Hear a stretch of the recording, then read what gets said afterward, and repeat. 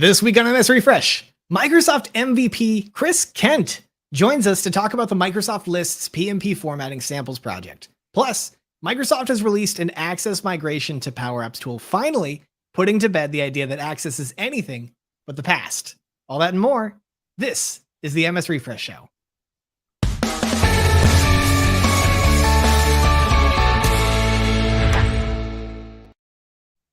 Hi there.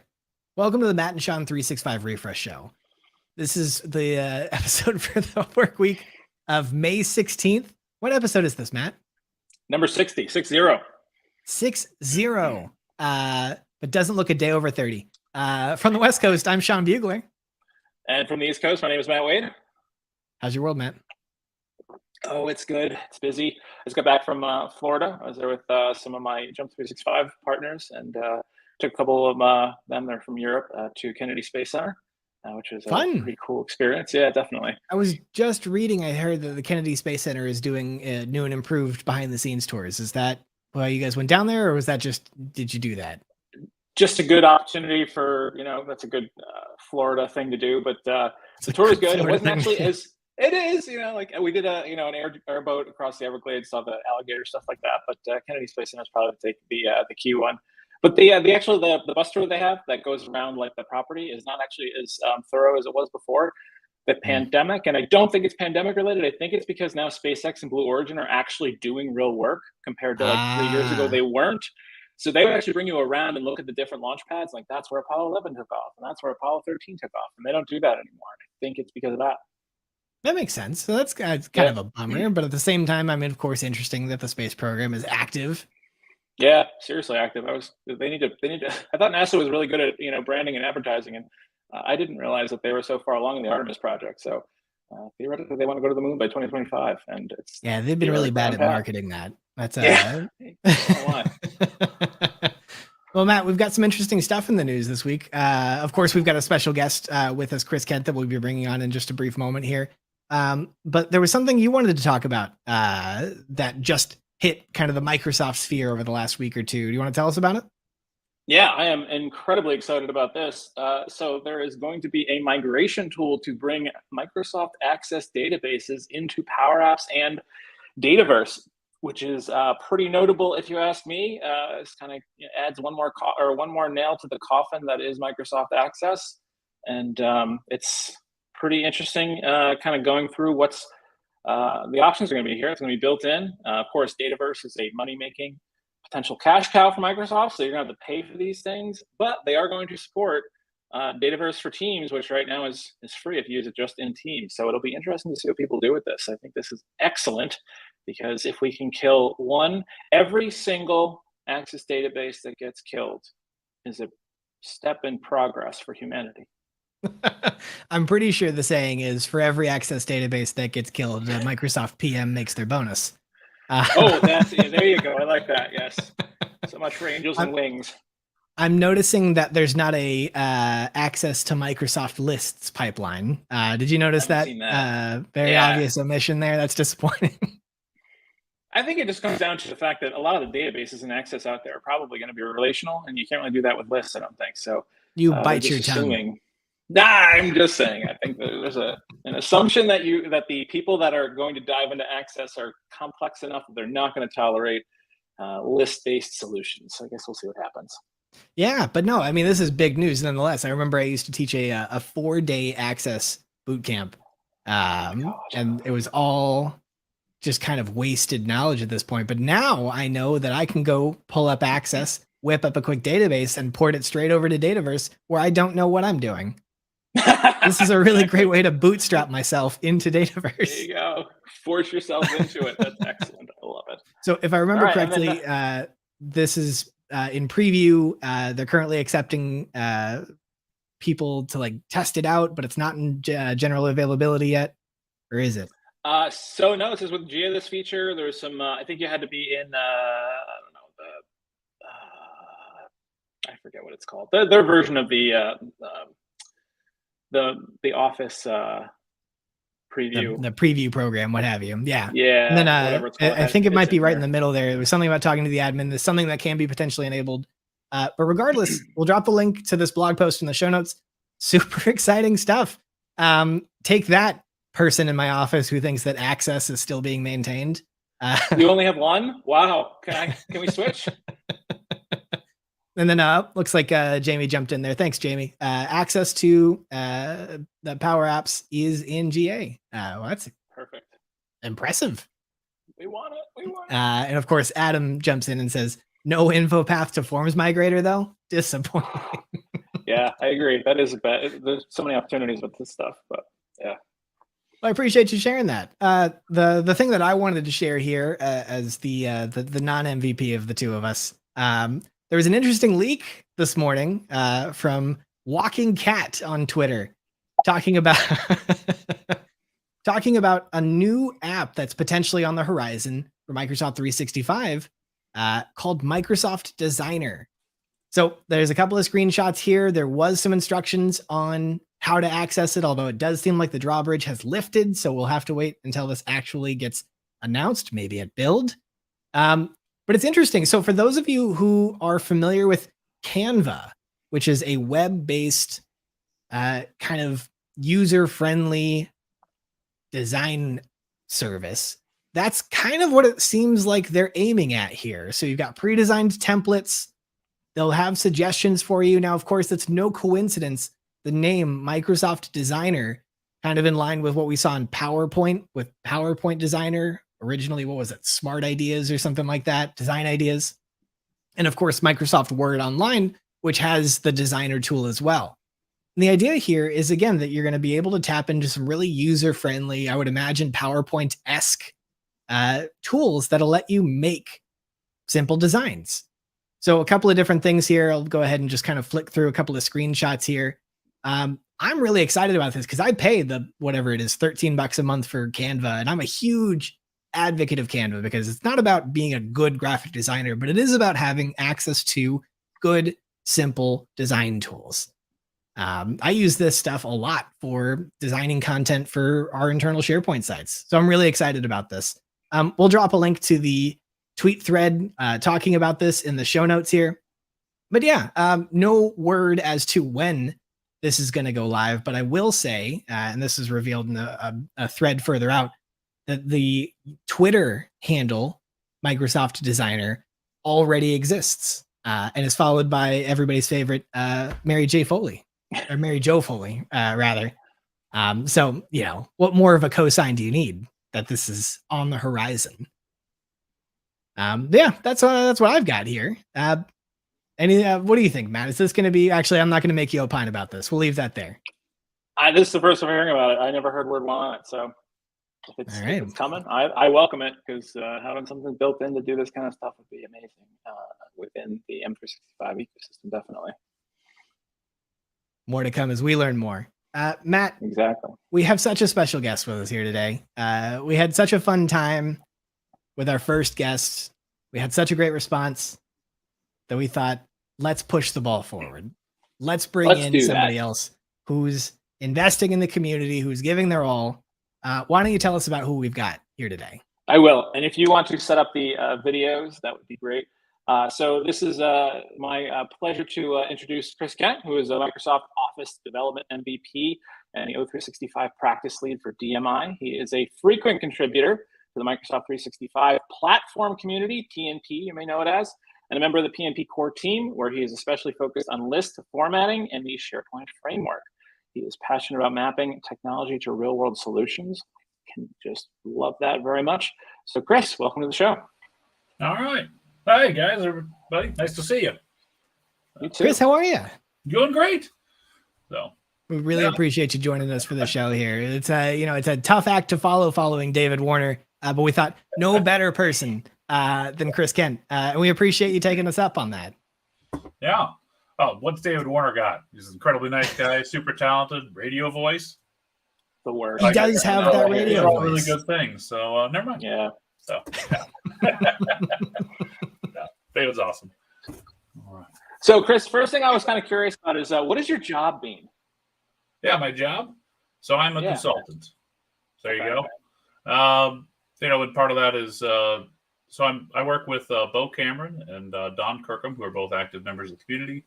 along with a bunch of other people. But I work for a company called DMI. We do traditional consulting type stuff, but I'm a practice lead, just like Bo, which means that we do all the consulting, but we also oversee, large parts of the group for best practices, do training, that kind of stuff. So that's what I do. Pretty exciting. Gotcha. Sweet. That makes sense. We had a long conversation about what practice lead meant behind the scenes here, so we appreciate you clearing that up. Now, Chris, you've spent a long time in the community. Now, with you're actively involved in this PnP Microsoft Lists formatting project here, and for those of us who don't know what that is, can you help us to understand, kind of at a high level, first and foremost, what is PnP? We heard David Warner allude to that during our last episode here. We didn't really dive into it. So for our audience at home who may have no idea what this is, what is PnP?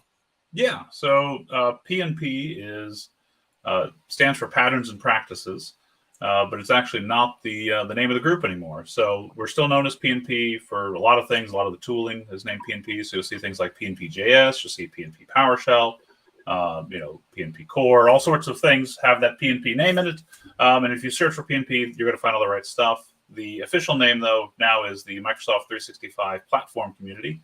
And the reason for that is to try and make it a little more inclusive, a little more open, so people understand it covers development across Microsoft 365. So it's not just SharePoint Framework, it's not just PowerShell, it's not just TypeScript development with PnP.js and so on. It covers all sorts of development. So we've got samples that include list formatting, but obviously Power Apps, Teams, site scripts, everything. We've got all sorts of stuff. So if you do any kind of development or anything with Microsoft 365, and not just online, right? So we have tooling that supports all the way back to the 2013 versions even. So, but if you're doing anything on that side, whether you're a developer or even, you're an administrator, lots and lots of tools, guidance, samples for you. So when you say patterns and practices, we mean we show you the patterns on how to do things, but we also give you tooling to do it, but then we show you the right practices with that tooling. So it's reuse, learn, and share is kind of our idea there. And then the way all that works is we are a coordinated team with Microsoft. So a good portion of the team are Microsoft employees. So Vesa Juvonen is kind of, he started the team, he runs it. So, but Patrick Rogers is on the team. He's also a Microsoft employee. A bunch of other guys that are Microsoft guys. And then a bunch of the rest of us, which are MVPs on the community side, are part of that core team. We help coordinate the open source repositories and so on. So PnP was noted by Microsoft as the open source community to follow across all of Microsoft. Big mentions internally at Microsoft. It's a big deal there. And then as part of that, I work on the list formatting repo, which when I say repo, I just mean it lives in GitHub. But you can think of it for list formatting, it's just folders online. So you might think of that, you might be familiar with other tooling that might do something similar. So you don't have to be a developer to use these things. You don't have to install anything for GitHub. I'll show you, in fact, here in a minute, how to pull it directly using your browser and just use this stuff right away. So the list formatting repo is I think, our most popular repo. It's huge. It's got 250 samples across column, view, and form formatting. So if you're looking to do anything to make your stuff look good or useful, then this is where you want to start. Use this stuff and then break it. That's the best way to learn. That's what I say. I was going to say so cool. Yeah, I was going to say, what does it mean to format a list for folks out there that are just not into this yet, haven't gotten deep into it, and why would somebody want to do it? And give us a sales pitch on this. Show it to us. What kind of impact can you have with this kind of resource? Yeah. So you can do a ton of things. I'll show you a very simple example if that works for everybody. So I can share my screen here, and we can take a look at a pretty easy sample. All right. So if we head over to the PnP site, right, that's where we get to everything. You can find all sorts of stuff about PnP here. That's the pnp.github.io. I'm sure we'll have the link for you at some point here. But from there, you can go and you can see all our repos. And in this case, I'm interested in the list formatting repo, which looks like this. And this is very exciting. and then I can use it. So if I've got a site, and guess what I do? So I head over to your classic Warrior Horses site, and of course, naturally. Yeah, of course, naturally. And what you're going to do is you're going to head into a list. So I've got this things list, very descriptively named, and I've got a percentage field here, right? So that's okay, but every value is just pretty well black and white. It's hard to really know without really reading and looking in depth what's going on. And if this list were much larger, right, it could get even crazier. So can I make that look a little better? Absolutely. So the easiest way to do that is go to column settings and format this column. And this is list formatting, right? This is column formatting right here. And what you can do is you can say, I want data bars, right? And it'll automatically put those. And that's really cool. I don't have to do much else. I can edit that and configure a few things. I can make up some rules. If I want to go a little further than that, though, that's what this advanced mode is. So I come in here in advanced. And if I head over to that repo, I can go into my column samples. And these are named by the column type. So in this case, I'm going to go down to number, right? And I can grab a cool number thing, like, say, number gauge. That sounds exciting. And I can read all about the number gauge here. I can find all the details. In this case, I know it just applies to a percentage field. So I can just click this JSON file. And there's a nice little copy button right here. Just hit copy. I don't care what it's doing. I mean, I do, but I don't have to look inside. I can just paste it right here in this exciting box. And when I preview that, now I've got a gauge that shows what that percentage is. And that's awesome, right? So amazing. Far more dynamic, much more easy to work with. And we've got a number of these. So we've got a cool battery display. We've got parts that grow. We've got pie charts, donut charts. And that's just for these number fields. So we've got things for all over the place. In fact, this is actually a format itself called the face pile, which allows you to show multiple people, right? And it cuts them off. Did you say the face pile? It is the face pile. So that's actually it's named after the Fluent UI control called face pile. So we're imitating that. But that's all it takes to apply these formats. Now, if I wanted to go in and tweak that, I could, right? So if I wasn't happy with, say, some of these colors and I wanted to come in here and find those, I could do all that, right? So if I'm not happy with, say, that color, I'm not even sure which color this is, we'll just try typing green and we'll see what happens. How's that? There we go. It's very, very tiny.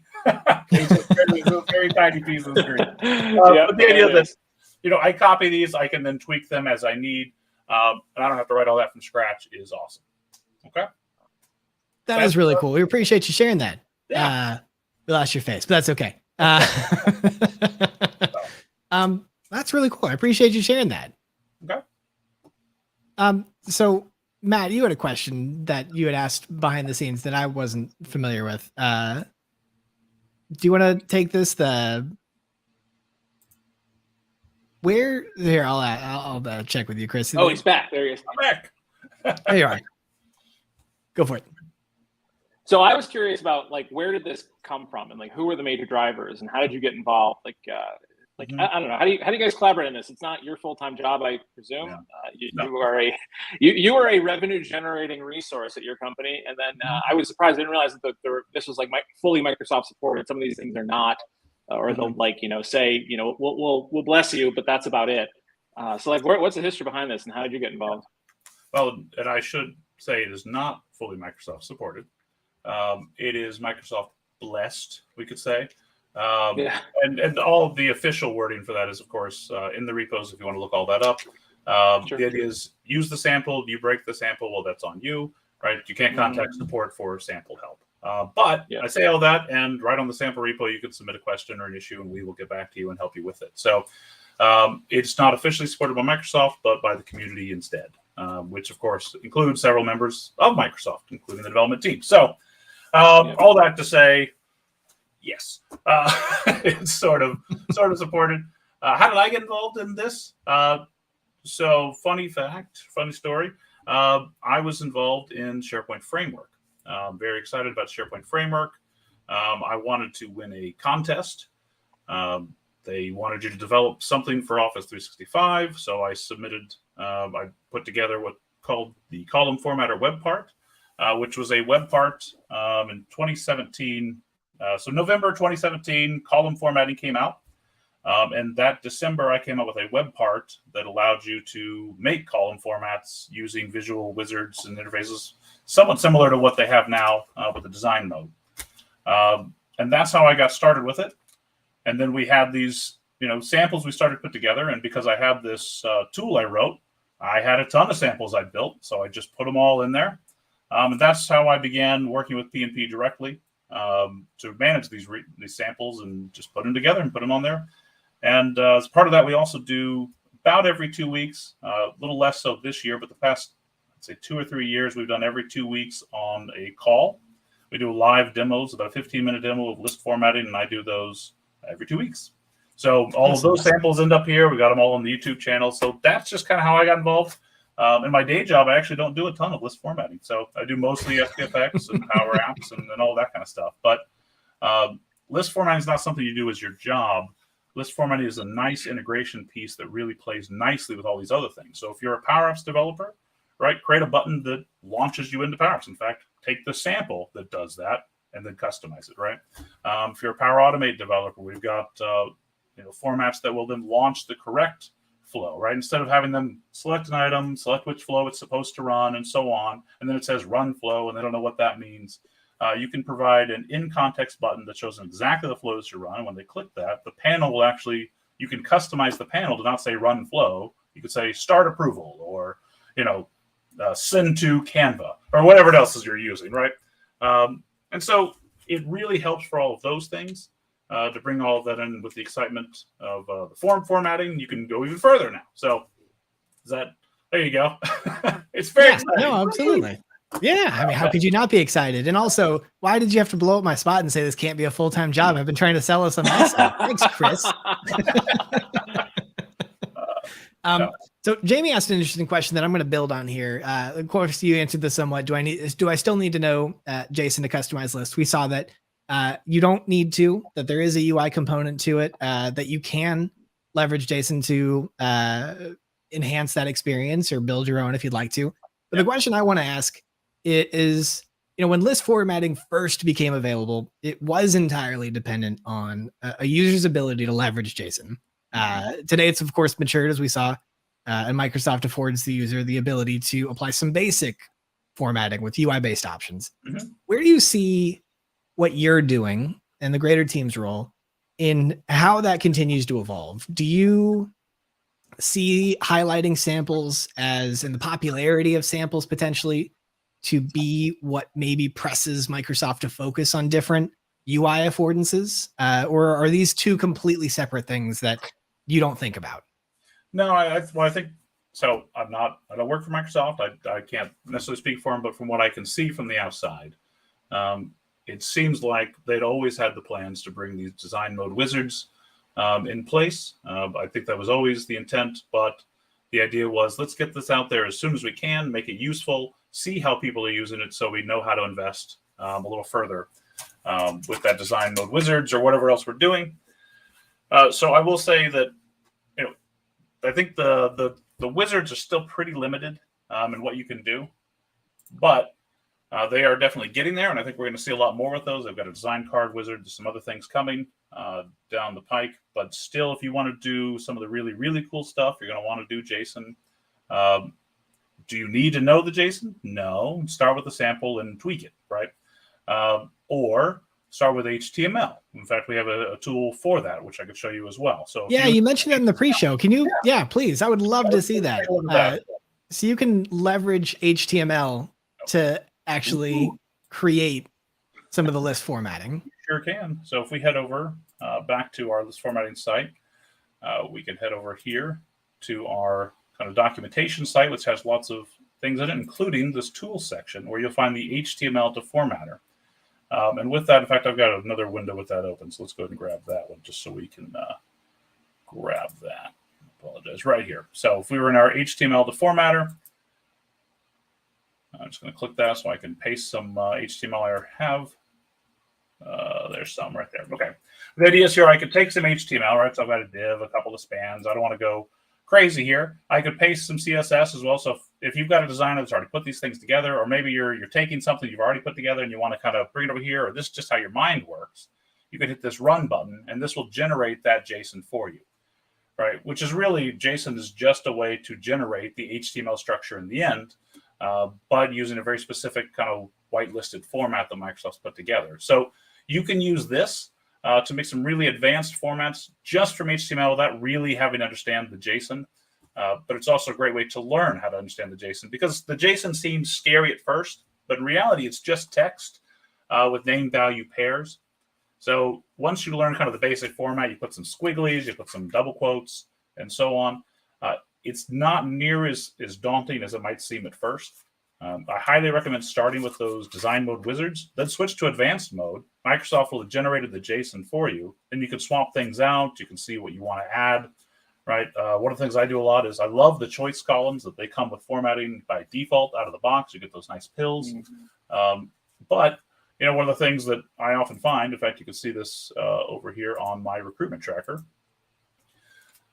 is that, we've got these things, but the default for those is there's only like 13 icons they show. And so one of the things I like to do is I edit these, set them up all with an icon, and then I go in and I format, and I go to advanced, and I just swap out those icons. I just look for them and I swap them out, using an icon tool that we put together as well. In fact, might as well show that too, if that works for you guys. Yeah, please do. Absolutely. Yeah, definitely. We'll drop a link in the show notes to how do you say it? Flickon? That's fine. I say Flycon just because it's Fluent UI Icons. So, and I needed a domain that was available. So it's flycon.io.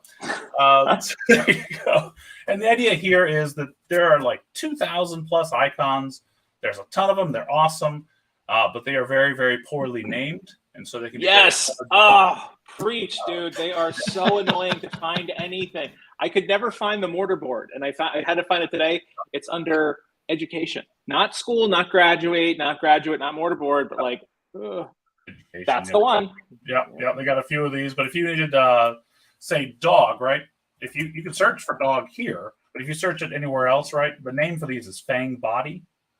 And obviously, you know that. Of course. Right? So you have to use Fang Body. Ironically, if you search for cat, that is cat. Oh, I don't see it right here, but it's top right. He's there. Animals, cat, right? So cat is named correctly, but dog isn't.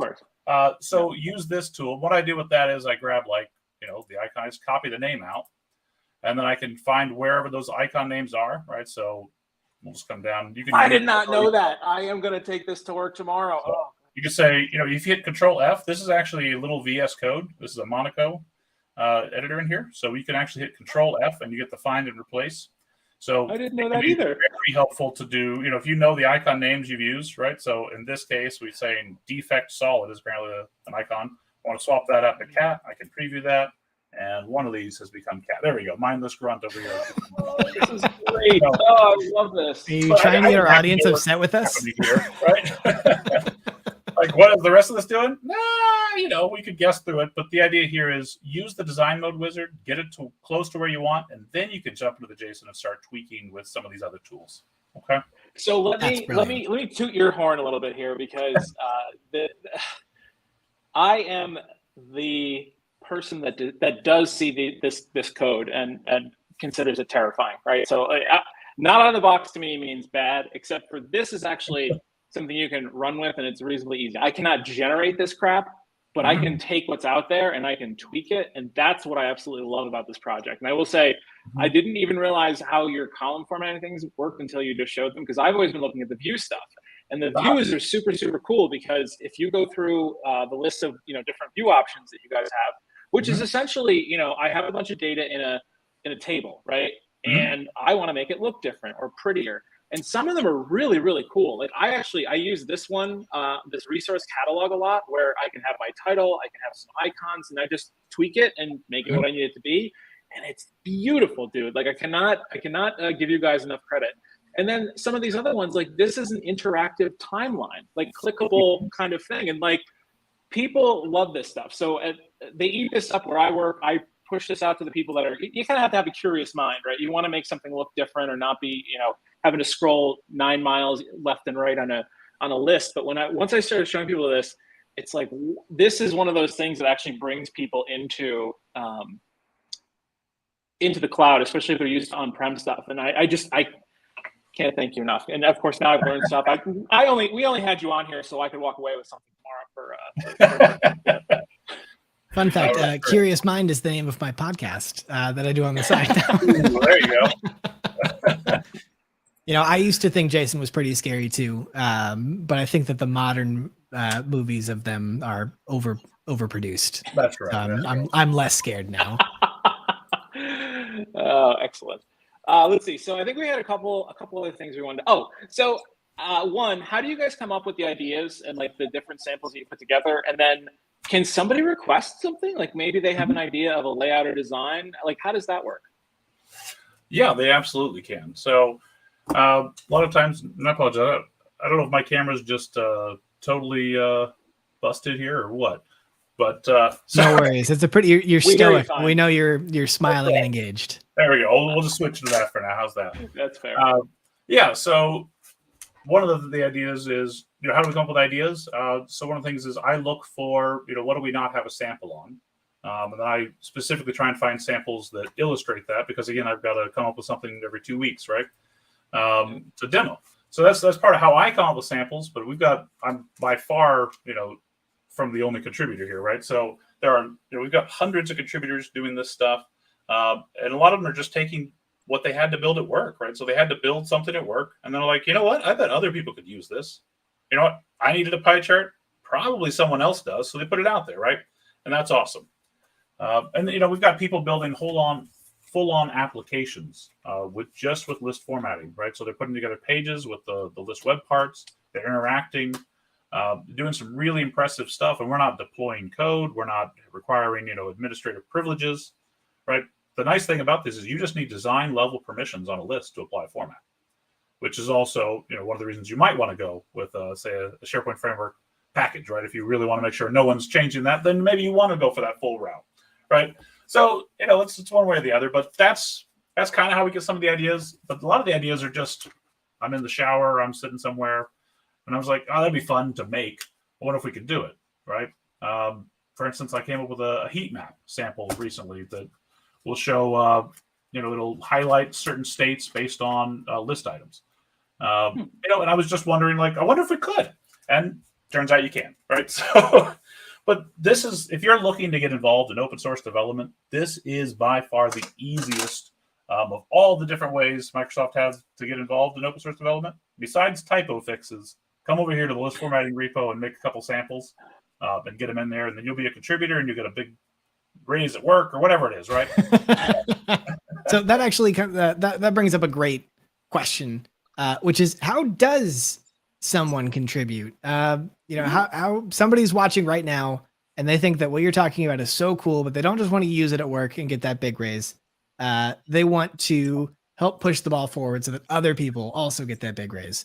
Right. How do people get involved? Yeah, so people can get involved pretty quick with this. And let me switch over and I will share my screen with you for this other portion, which is somewhere here. We'll just head over here and we'll see what we got going on. So one of the things we have is on this site, if we go back a little bit, we have a whole contribution guide here, right? So, what you do, what are the steps to get a sample in, what's included in a sample, right? And really it's a JSON file, it's a README that's got a screenshot, and we can take care of the rest for you from there. So if you don't have GitHub, you're not, comfortable with it, hey, you can send it over to us and we can put it in for you. In fact, I've done that a couple of times for people that didn't want to learn all that. But I think David Warner, I can't imagine he didn't mention on the last time, but he and several of the members of the PnP team do what's called sharing is caring sessions. These are free sessions they do usually a couple times a month. What they do is they're not recorded, so they're very, informal, kind of low pressure. You can ask questions to a small group of people. They will walk you through. You can do your first pull request right on the call. And they'll show you, and demystify some of the scariness that would be normally associated with like GitHub and contributions and all of that, right? We'll tell you what a pull request means. And realize that it's just a different word for a ticket, right? And all that kind of stuff. So that's how people get started. Again, follow these contribution guides for the list formatting repo, and we'll get you in there real quick. But you can also email. I'm happy to jump on a call. Whatever we can do to get your samples in here, we'll do. Is there anywhere in particular that the team needs help? There's like more helpful, base layer, than others? For this particular repo, we are pretty heavy on view and column formats, which is great. because again, there's lots and lots of variety there.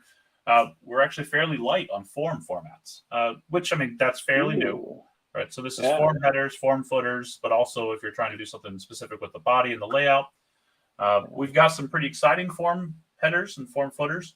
But if you're doing something out there and you've got, more than just like a copyright statement on the bottom, you've done something cool for your form, right? Heck, if you've done a copyright statement and you want to submit that as a sample, that is a valid sample, and we're happy to take it. So I can think of plenty of organizations that would love to have the copyright symbol at the bottom. Just out of the we have it on every other thing. We better put our Facebook link here so all employees. That's exactly right. That's exactly right. So we got a couple of questions from the chat real quick. So I'm going to pull one of these up. So Adam has asked, how resilient are these? Are these going to be timeless to an extent, or are they going to be is the JSON, I guess the format, editability, or what's the timeline on this? Do we expect that when you make one of these things and you put it out there tomorrow, it's still going to be usable 10 years from now? That is the expectation. I don't answer for them necessarily. But I will say, in my experience, I've been doing this for, I guess it's 4.5 years since list formatting came out. I've never had Microsoft break a format. Now I say that, and there have been bugs, right? Not necessarily with the format. But there's bugs, and every once in a while there's like, this says it's supposed to work this way, and it doesn't.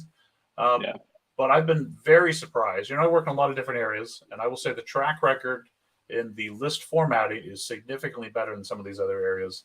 And again, you can raise an issue with that, and I've had no problem with that. Submitting an issue and getting those resolved pretty quick. Yeah, that's great. Yeah, and Microsoft's talked a good game about kind of the longevity of support for the SharePoint framework and a lot of this. So it is nice to see them kind of building safe spaces for this code to exist in perpetuity. Yeah. There was another question asked by Jamie here. Do these customizations work in Teams, and what about on mobile? Yes. They definitely work in Teams. I have seen some weird stuff with mobile inside, like, say, the Microsoft List app. There are certain parts of the format that don't always work exactly like you expect, although from my understanding from the team that it's supposed to be 100% parity in the future. So that's huge. Yeah, so the idea that you could apply these wherever and they continue to work. I will also say these can be theme aware, right? So you can copy formats between sites and have no problems there. They also play nicely with, say, site designs. If you're doing remote provisioning, you're doing PowerShell, you're doing you're doing the graph, all these other things, right? They all play nicely and are fully supported in those regards as well. So in fact, even when you do like a new list, and you say from existing list, it will bring over your formats as well. Oh, cool. Which is awesome. So you don't have to start from scratch every time. They all kind of come together, which is the same way that those new list templates work as well. You can package your formats up with the list templates, just like Microsoft does. So Microsoft provides, like, Recruitment Tracker was an example. There are several formats that are included with that. And so we can do the same thing ourselves. Because I'll get the question every so often, like, oh, how come they have these little icons in this list template? How do I do that too? And it's like, oh, I don't know. Until I found your, the samples project, and it's like, it's just a more advanced version of the, the pill coloring and the conditional formatting that come out of the box, right? But that's pretty sweet. We had one more question from the audience here. Roberto asks, are there any drag and drop designers for building list formatting designs that you're aware of? Obviously, you showed us the HTML deformatter, which is super cool. I get to dust off my my MySpace designer skills. But for somebody who wants something a little bit more, WYSIWYG, is there anything that you're aware of? Yes, I am aware of a tool called Formata. I'm not sure if that's Seiseido Formata. And I can share that as well. This is a paid tool. But this is a tool built by actually one of our contributors that is definitely worth checking out. It has an amazing interface for putting things together, including drag and drop, a visual editor. I'm trying to see if we've got any cool screenshots here. But you're going to want to check this out if you're interested. But again, it's a paid tool.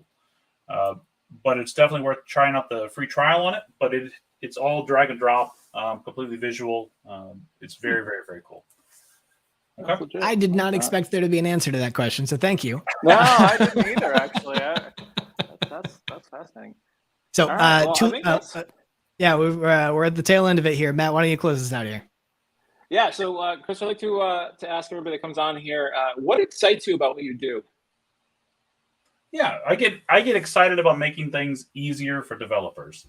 I mean, obviously the end users, yeah, them too. Right?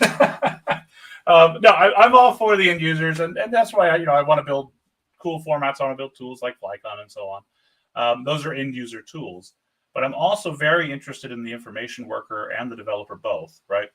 And having the right tools to do things, because this is hard, right? Even if this isn't hard, this particular part's by itself isn't hard.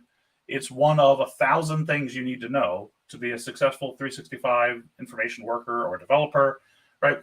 And so why make these things hard? And so one of the things I really get excited about is just kind of smoothing some of those edges, getting people excited about something. Microsoft does not pay me. I don't get any money for any of these things. I just get excited when I see some of these formats show up. And I do every once in a while, and that's really, really cool. When I'm out, like I've even been at client sites and seen a format I made, and they have no idea, and there it is, and they're using it, and like that's a cool feeling, right? Again, not in my pocketbook, but that's all right, But I hope that you say, you guys picked the right consultant because you didn't even know it. But, Well, first I make sure they like it, right? Right. That's always a good first step. Valid. That's valid. Well, that's awesome. That's awesome.